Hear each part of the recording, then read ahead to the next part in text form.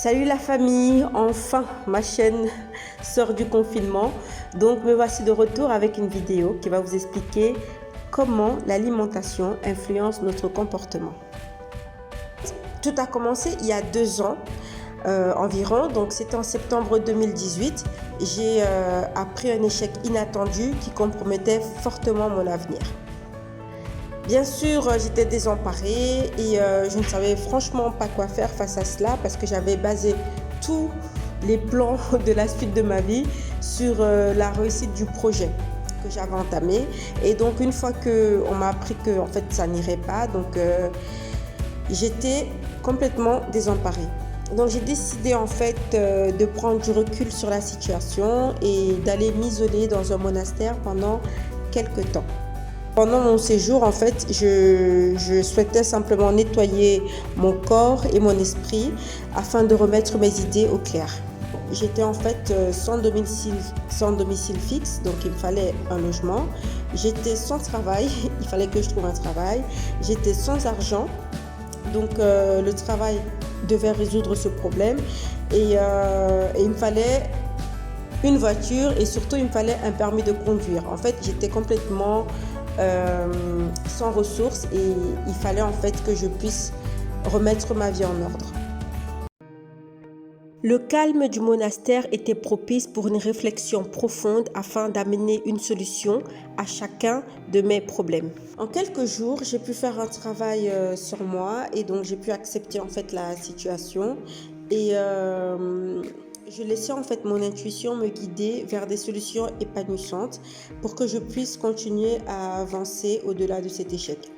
En l'espace d'1 an et demi, je suis passée de la personne qui n'avait pas de domicile fixe, qui n'avait pas de travail, qui n'avait pas de voiture, qui n'avait pas de permis, en fait qui n'avait rien vraiment, à une propriétaire de cette immense maison dans laquelle je vis actuellement. Et franchement, c'était au-delà de mes expériences. Je me suis demandé comment ça se fait que j'ai été aussi persévérante, aussi positive, aussi acharnée pour atteindre en fait mes objectifs. Parce qu'en fait, c'est mon entourage qui me faisait remarquer en me disant « mais on n'y croyait pas, comment ça se fait que tu y arrives ?» En fait, c'est ça. Et donc, du coup, je me suis posé la question, en effet, comment ça se faisait ? Eh bien, la famille, je suis persuadée que c'est grâce à mon alimentation. Pour mieux comprendre en fait mon état d'esprit et ce qui a influencé en fait mes choix et ce qui a aiguisé mon intuition, en fait, il faut faire un petit tour dans mon assiette. Donc, il y a quelques années de cela, en 2014-2015, j'avais en fait des gros soucis d'acné et donc j'ai décidé en fait de faire attention à mon alimentation. À l'aide d'un ami végétarien, j'ai commencé en fait à consommer en fait une alimentation beaucoup plus saine, beaucoup plus naturelle. J'ai commencé à trouver des alternatives plus healthy aux aliments qui causaient mon acné. J'ai diminué ma consommation de chocolat ainsi que de chips pour consommer plus de noix. J'ai diminué ma consommation de frites, de kebabs, etc. pour manger plus de fruits et légumes. Et je mangeais moins de viande et je consommais plus de poissons tels que le saumon, etc. et de crustacés. Et je remplaçais en fait le pain blanc par du pain complet et ainsi que des céréales complètes en général. Mes jus, je commençais à les fabriquer moi-même en fait en pressant des oranges ou mixant des fruits dans une centrifugeuse.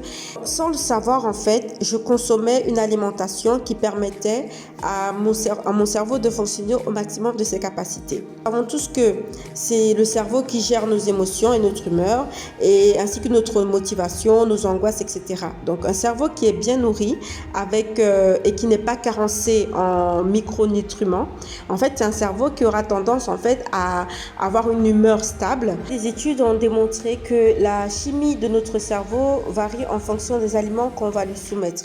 Donc en nourrissant correctement notre cerveau, en fait, il va nous aider à agir de manière la plus appropriée, à prendre des décisions sensées à diminuer par exemple notre peur, notre stress, nos angoisses, à éviter en fait les états dépressifs, à réellement en fait prendre des décisions adéquates selon les situations. En effet, la famille, pour optimiser les fonctions cérébrales, il faut lui apporter ce dont il a besoin pour bien fonctionner.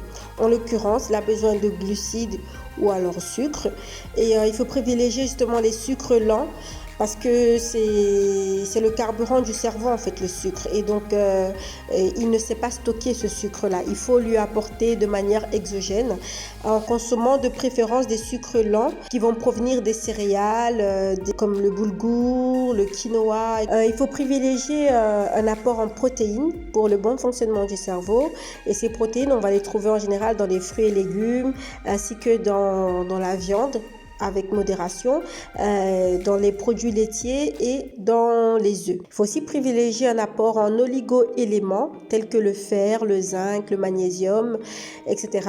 Il faut aussi privilégier un apport en vitamines, surtout la vitamine du groupe B, qui sont très importants car ils rentrent dans la fabrication de certains neurotransmetteurs tels que l'acétylcholine dans le cerveau.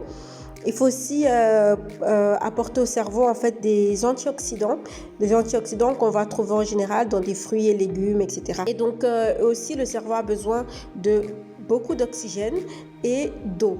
Comprenons-nous bien, en fait je ne dis pas que c'est seulement ce changement alimentaire qui m'a permis en fait d'être plus concentrée, de prendre des décisions les plus pragmatiques, les plus adaptées à la situation. En fait, l'alimentation c'est comme le carburant que nous fournissons à notre corps.